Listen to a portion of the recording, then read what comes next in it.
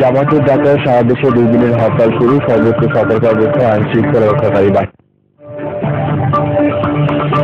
BNP মিছিলে হামলার মাধ্যমে সরকারের শেষ মুখোশ উন্মোচিত হয়েছে, মন্তব্য মির্জা ফখরুলের। হরতালে নৈরাজ্য সৃষ্টি করে যুদ্ধাপরাধের বিচার বন্ধ করা যাবে না, আবারও বললেন প্রধানমন্ত্রী। এবং সাতকানিয়া রাত পুলিশের গুলিতে 1 শিশু সহ নিহত 4, সারা দেশে মৃতের সংখ্যা 58।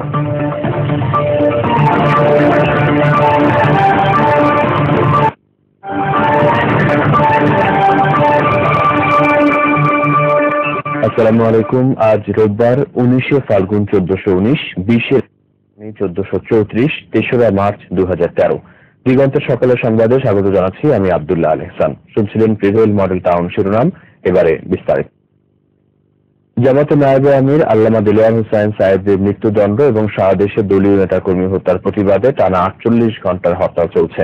সকাল বিভিন্ন স্পটে আইন শৃঙ্খলা বাহিনীর সদস্যদের কড়া নজরদারি লক্ষ্য করা গেছে। ঢাকা থেকে দূরপাল্লার কোনো বাস ছেড়ে যায়নি, তবে এখনো পর্যন্ত কোনো সংঘর্ষের খবর পাওয়া যায়নি।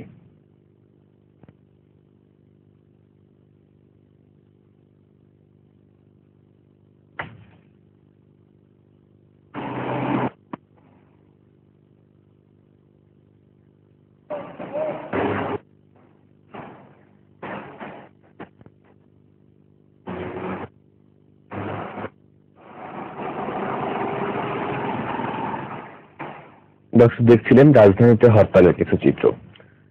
এই মুহূর্তে রাজধানীর যাত্রা আমাদের রিপোর্টার রিয়াদ হাসান। সেখানকার হরতাল পরিস্থিতি জানতে আমরা এখন কথা বলছি তার সাথে। রিয়াদ আমাকে শুনতে পাচ্ছেন? শুনতে পাচ্ছি।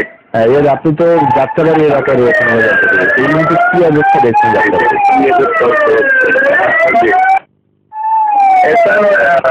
আপনি জানেন যে আজ থেকে টানা 3 দিনের হরতাল শুরু হয়েছে।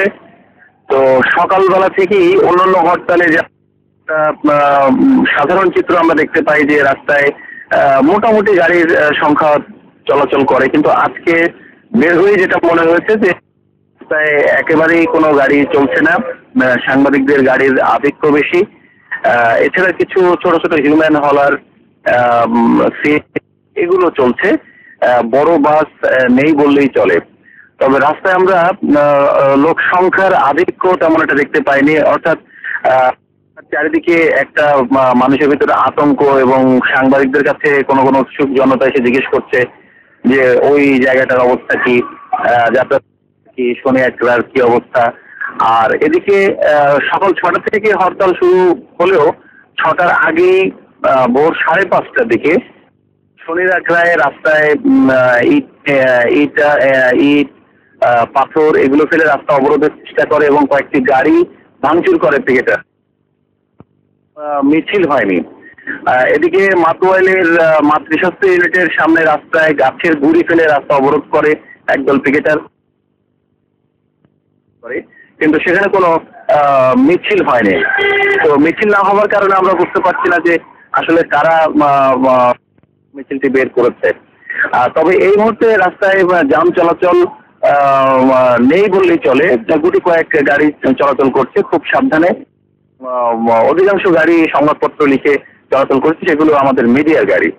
এহসান। জি রিয়াদ, আপনাকে ধন্যবাদ। আমরা আপনার কাছে আবার ফিরে আসবো।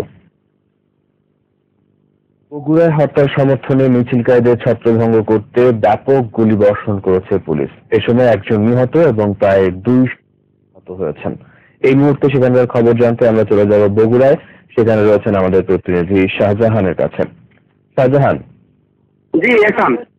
আপনি সকালেই জানিয়েছিলেন যে সেখানে প্রচুর সংঘর্ষ হয়েছে এবং আন্দোলনকারীদেরকে ছত্রভঙ্গ করতে পুলিশ গুলিবর্ষণ করে নিহত হয়েছে। এই মুহূর্তে কি অবস্থা বিরাজ করছে?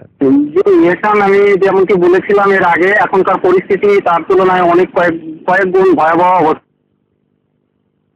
পুলিশের সঙ্গে বিক্ষিপ্ত জনতার দফায় দফায় সংঘর্ষে এখন পর্যন্ত 2 জন নিহত ও কমপক্ষে 2 শতাধিক গুলিবিদ্ধ হয়েছেন বলে বিভিন্ন জায়গা থেকে খবর এসেছে। বগুড়ার মোকামতলায় পুলিশের গুলিতে এক কিশোর এবং শহরের ইয়াকুবিয়া মোড়ে বিক্ষিপ্ত জনতার উপরে পুলিশের গুলিতে একজন হয়েছেন এখন থেকে 10 মিনিট আগে। এখান বগুড়ার সার্বিক পরিস্থিতি এতটাই অবর্ণনীয় যে এর আগে কখনো আমি এবং কেউ এই ধরনের পরিস্থিতি অবলোকন করেনি। কারণ রাত 1টা থেকে বগুড়ার বিভিন্ন পাড়া মহল্লায় মাইকের মসজিদ থেকে বিভিন্ন ঘোষণা আসে।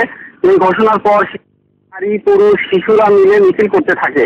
ভোর 4টার দিকে বিভিন্ন গ্রাম মহল্লা থেকে হাজার হাজার নারী পুরুষ লুঙ্গি গেঞ্জি করা লোকজন শহরে মিছিল নিয়ে শহরে আসতে থাকে। এ সময় থানা আক্রান্ত হতে পারে ভেবে পুলিশ বেপরোয়া নির্বিচারে গুলি এবং টিয়ার সেল ছুটতে থাকে।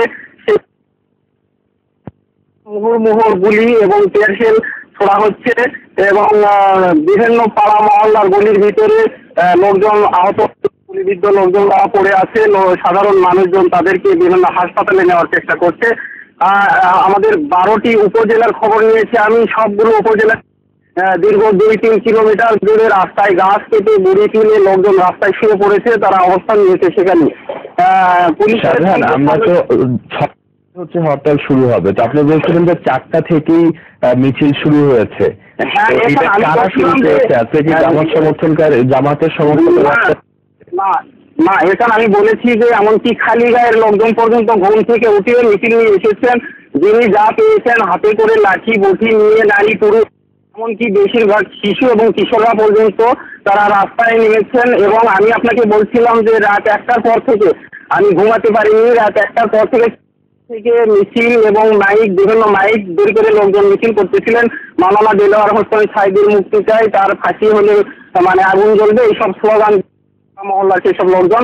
তারা যখন শহরের দিকে আসতেছিলেন তখন থানায় খবর যায় যে থানায় অ্যাটাক হতে পারে। এরকম হাজার হাজার লোকের মিছিল শহরের বিভিন্ন দিক থেকে থানা কারণে পুলিশ বেপরোয়া হয়, তখন গুলি বর্ষণ শুরু করে এবং টিয়ার সেল শুরু করে। এতে করে এখন পর্যন্ত 2 জন নিহত এবং 2 শতাধিক গুলিবিদ্ধ হয়েছে। তাদের আইন শৃঙ্খলা পরিস্থিতি নিয়ন্ত্রণে অন্য কোনো বাহিনী আপনার এখানে মোতায়েন করা আছে? হ্যাঁ, এখান গত 2 দিন ধরে শহরে বিজিবি মোতায়েন ছিল। তবে এখন পর্যন্ত আমি বগুড়া জেলা প্রশাসকের সাথে যোগাযোগের জন্য তার মোবাইল ফোনে আমি তাকে পাইনি। বগুড়া পুলিশ সুপারকেও পাইনি। কারণ শহরে এখন যুদ্ধ অবস্থা বিরাজ করছে। মুহুর্মুহু বললাম আমি টিয়ার সেলের আওয়াজে এবং বাসা বাড়ির ভিতরে টিয়ার সেলের গ্যাস ঢুকে পড়েছে। মানুষ ছাদের উপর আতঙ্কে ছাদের উপর উঠে গ্রস্ত হয়ে পড়েছে, যার কারণে আমি প্রশাসনের সাথে যোগাযোগ করতে পারছি না। এই মুহূর্তে শহরে বিজিবি থাকার কথা, কারণ গতকাল পর্যন্ত শহরে বিজিবি মোতায়েন ছিল। জি স্যার, ধন্যবাদ। আমরা আরো খবর জানতে আপনার কাছে আবার ফিরে আসবো। দর্শক, আমরা কথা বলছিলাম আমাদের বগুড়ার প্রতিনিধি এফ শাহজাহানের সাথে। তিনি জানাচ্ছিলেন বগুড়ায় এই মুহূর্তে আইন শৃঙ্খলা বাহিনীর সাথে সাইদি সমর্থকদের সংঘর্ষের খবর। দর্শক, এই মুহূর্তে রাজধানীর রামপুরা বনশ্রী এলাকায় রয়েছেন আমাদের সিনিয়র রিপোর্টার MM বাদশা। তার সাথে কথা বলছি। বাদশা, আপনি শুনতে পাচ্ছেন? আচ্ছা, আপনি তো রামপুরা বনশ্রী এলাকায় আছেন বলে আমরা জানতে পেরেছি, কি অবস্থা দেখছেন ওখানে? এখন জামাতের ডাকা 2 দিনের হরতালে সকাল থেকেই আমরা বিভিন্ন পয়েন্টে ঘুরছি। মগবাজার, মালিবাগ, চৌধুরীপাড়া এবং রামপুরা বনশ্রী বিভিন্ন এলাকায় ঘুরেছি। সকালে আমরা যে বিষয়টি দেখেছি যে TNC মসজিদের সামনে থেকে হরতাল সমর্থনকারীরা তারা একটি মিছিল বের করেছে এবং সেখানে তারা অনেক বড় একটি লম্বা মিছিল করে মসজিদ থেকে গলির ভিতরে গিয়ে তারা সেখানে দাঁড়িয়ে সংক্ষিপ্ত সমাবেশ করে এবং সেখান থেকে মাওলানা দেলোয়ার হোসেন সাইদির মুক্তি দাবি সহ বিভিন্ন বিষয় স্লোগান সেখানে বক্তৃতা দেয়। এরপরে আমরা রামপুরা ব্রিজ এলাকায় এখানে জামায়াতে ইসলামী একটি মিছিল করেছে হরতাল সমর্থনকারীরা।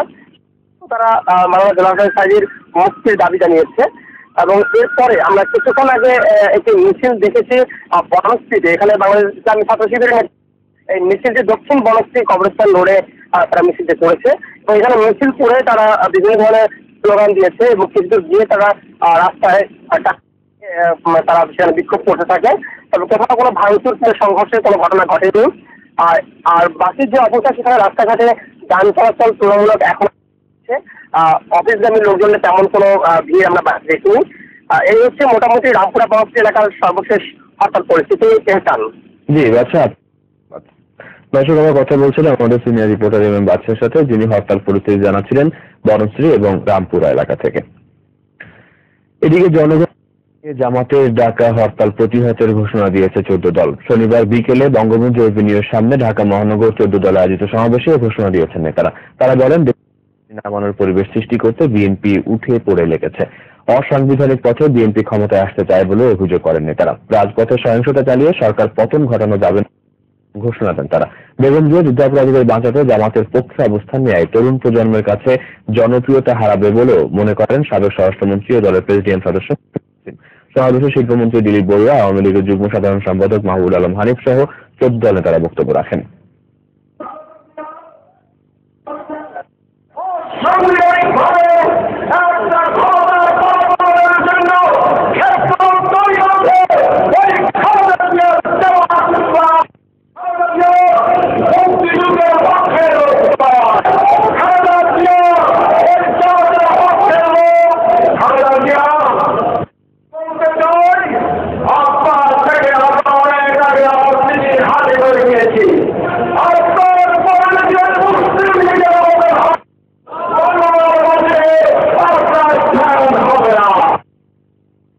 বিএনপির মিছিলে হামলা চালানোর মাধ্যমে সরকারের শেষ মুখর উন্মোচিত হয়েছে বলে মন্তব্য করেছেন দলের ভারপ্রাপ্ত মহাসচিব মির্জা ফখরুল ইসলাম আলমগীর।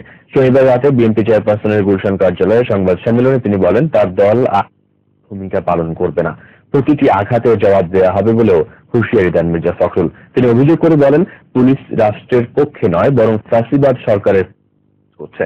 এছাড়া শাহবাগের গণজাগরণকে সরকারের লেজুর ভিত্তি আন্দোলন বলে আখ্যা দেন বিএনপির ভারপ্রাপ্ত মহাসচিব। সরকারের সেই মুখোশের সেই সুতোটুকু পর্যন্ত খসে পড়েছে, ফ্যাসিবাদের নগ্নরূপ প্রকাশ হয়ে পড়েছে। মূলত তারা জনগণকে আতঙ্কিত করে তুলতে চাচ্ছে। একের পর এক চক্রের জাল বুনে নৃশংস হত্যাকাণ্ডের মধ্যে বিরোধী দল শূন্য একদলীয় রাজনৈতিক ব্যবস্থা পাকাপোক্ত হয় তাদের এখন একমাত্র লক্ষ্য। এদিকে বিএনপির মিছিলে টিয়ার শেলের আঘাতে নিহত হয়েছেন খিলগাঁও থানা বিএনপির সহ সাংগঠনিক সম্পাদক আব্দুল লতিফ। শনিবার বিকেলে খিলগাঁও থেকে মিছিল নিয়ে নয়াপল্টনের দিকে আসার পর মারাত্মক আহত হন আব্দুল লতিফ। অসুস্থ অবস্থায় স্থানীয় একটি হাসপাতালে নেওয়া হলে ডাক্তার তাকে মৃত ঘোষণা করেন। আব্দুল লতিফ জেনারেল ইন্স্যুরেন্স কোম্পানিতে বাড়িতে নেওয়া হয়েছে।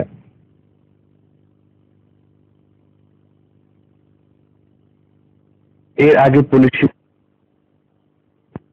প্রতিবাদ মিছিল শনিবার বিকেলে রাজধানীর নয়াপল্টন থেকে মিছিলটি শান্তিনগরে পৌঁছলে বাঘ বিতণ্ডার সূত্র ধরে পুলিশের সাথে সংঘর্ষ। এ সময় পুলিশ গুলি ও টিয়ারশেল ছোড়ে বলে দাবি করেছে দলটি। এ সময় পুলিশের টিয়ারশেলের আঘাতে রাজধানীর খিলগাঁও থানার সহকারী সাংগঠনিক সম্পাদক আব্দুল লতিফ নিহত হন। জাহাঙ্গীর আহমেদের তোলা ছবিতে তৌহিদুর রহমানের রিপোর্ট।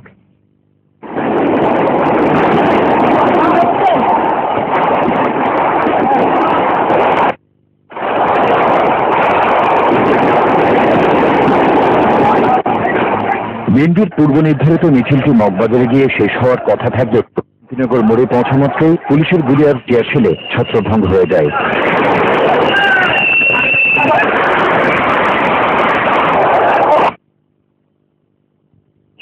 মুহূর্তেই মালিবাগ সহ আশপাশ ছড়িয়ে পড়ে সংঘর্ষ।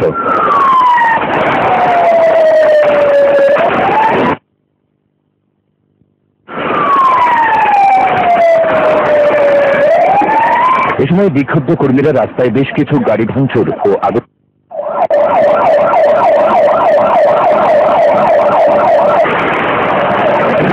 বুঝে ওঠার আগেই টানা টিয়ারশেল ও গুলির আতঙ্কে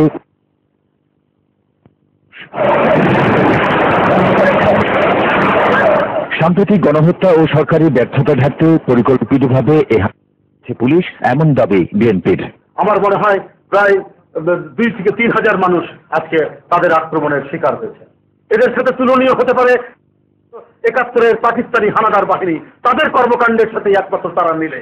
কিন্তু পুলিশের দাবি বিএনপির মিছিল থেকেই তাদের উপর হামলা চালানো হয়। যখনই আমাদের আক্রমণ করা শুরু করলো এবং গাড়িতে আগুন লাগানো শুরু করলো, ভাঙচুর শুরু করলো, তখনই আমরা জনস্বার্থে জনগণের সার্বিক নিরাপত্তার জন্য এবং এই এলাকা শৃঙ্খলা বজায় রাখার জন্য আমরা পুরো মিছিলটাকে ছত্রভঙ্গ করে দিয়েছি। এ সময় বিএনপির বেশ কয়েকজন কেন্দ্রীয় নেতা আহত হয়।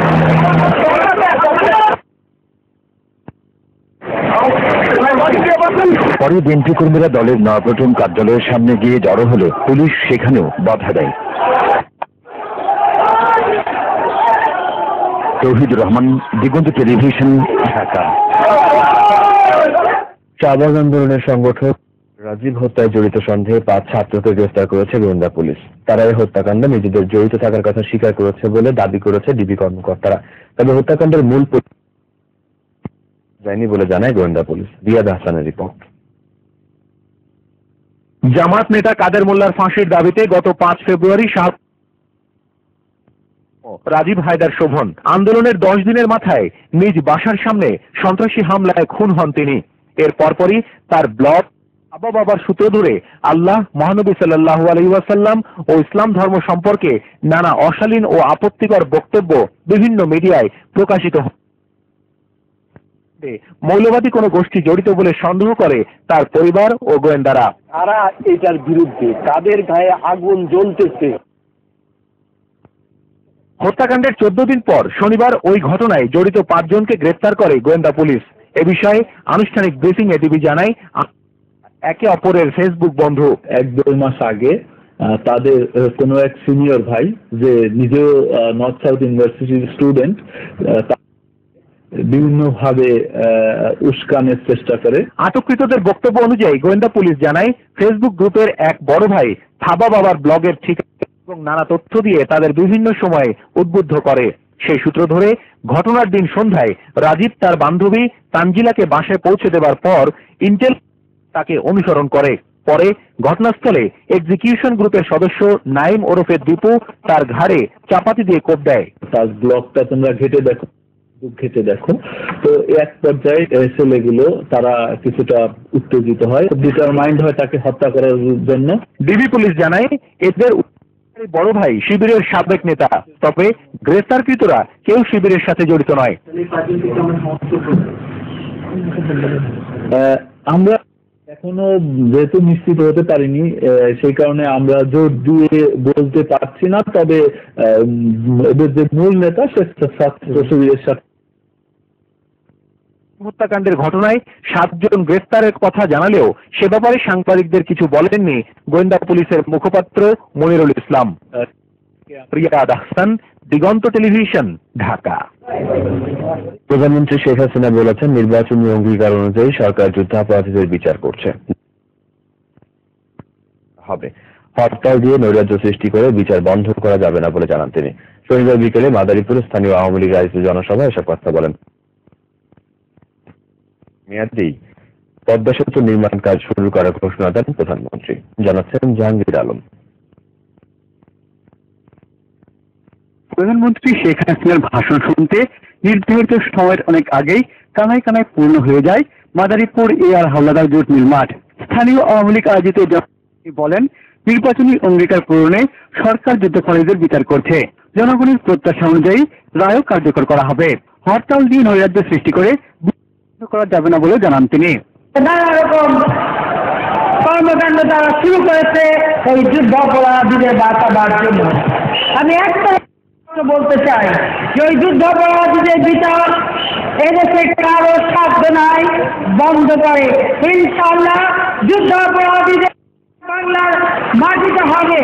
অযৌক্তিক হরতাল দেখায় বিএনপির কঠোর সমালোচনা করে প্রধানমন্ত্রী বলেন, বাংলার মাটিতে স্বাধীনতা বিরোধীদের ঠাঁই নাই। ধর্মীয় অনুভূতি নিয়ে খেলা করতে দেওয়া হবে না বলে জানান তিনি। আজকে এসএসসি পরীক্ষা চলছে, ওনার এ ব্যাপারে কোনো চিন্তা নাই। উনি ওই রাজাকার মতো যুদ্ধাপরাধ তাদের বাঁচাবার জন্য উনি হরতাল ডাকেন।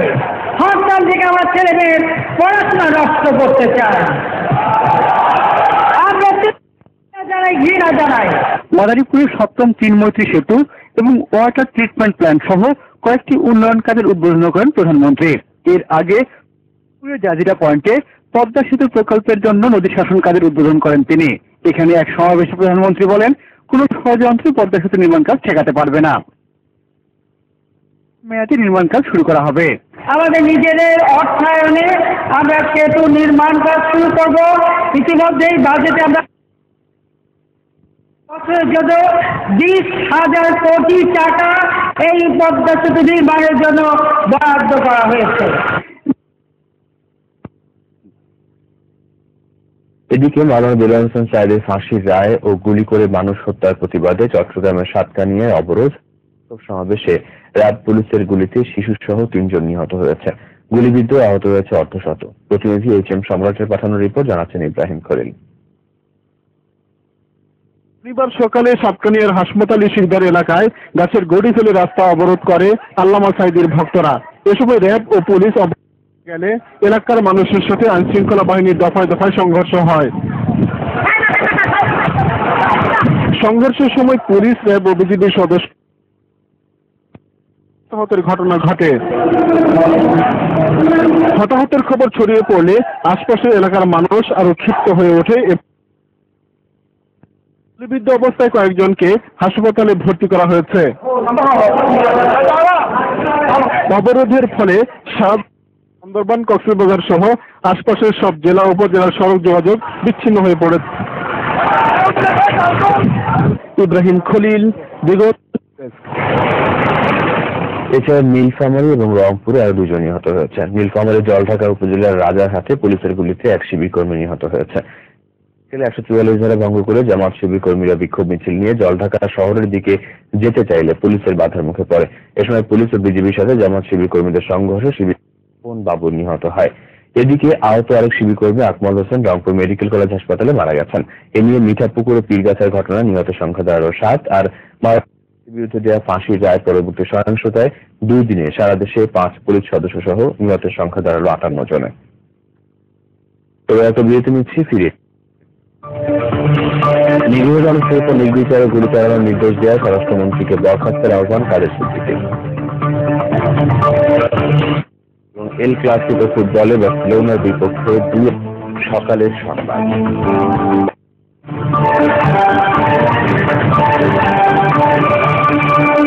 আবার স্বাগত সকালের সংবাদে।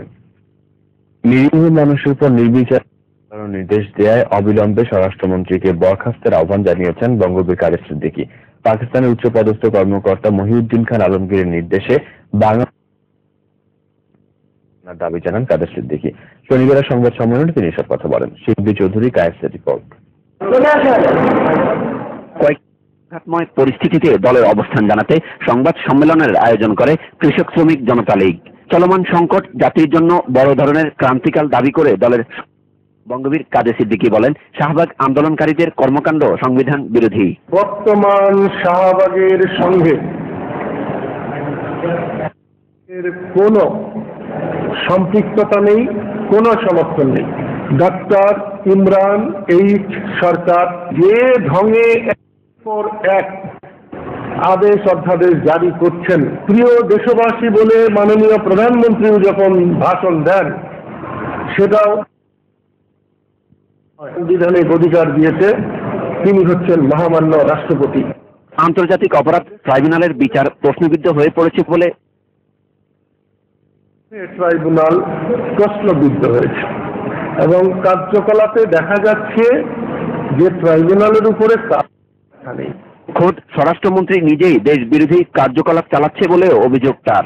বাংলাদেশকে ধ্বংস করে দেওয়ার জন্য বর্তমান রাষ্ট্রমন্ত্রী কোন ষড়যন্ত্র করছেন কিনা গোয়েন্দাদেরকে ভেবে দেখা দরকার। এই মুহূর্তে মহিউদ্দিন খান আলমগীরকে যুদ্ধ হিসেবে সমর্থ করা হোক।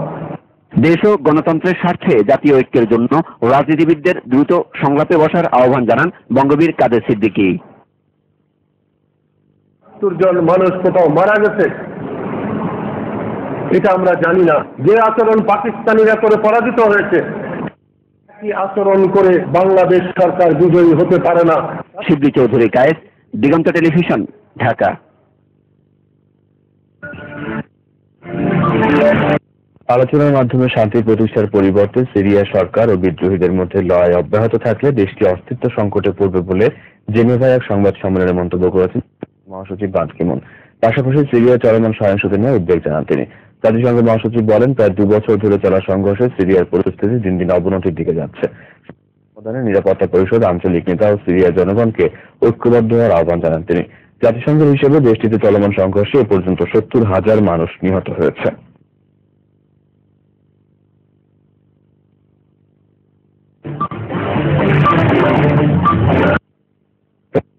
অবস্থায় আইন শৃঙ্খলা রক্ষা বাহিনী। বিএনপির মিছিলে হামলার মাধ্যমে সরকারের শেষ মুখ হয়েছে মন্তব্য মির্জা ফখরুলের। হরতালে নৈরাজ্য সৃষ্টি করে যুদ্ধাপরাধের বিচার বন্ধ করা যাবে না, আবারও বললেন প্রধানমন্ত্রী। এবং সাতকানিয়া নীলফামারীতে র্যাব পুলিশের গুলিতে 100 সহ নিহত 4, সারা দেশের মৃতের সংখ্যা 7। শেষ করছি সকলের সংবাদ।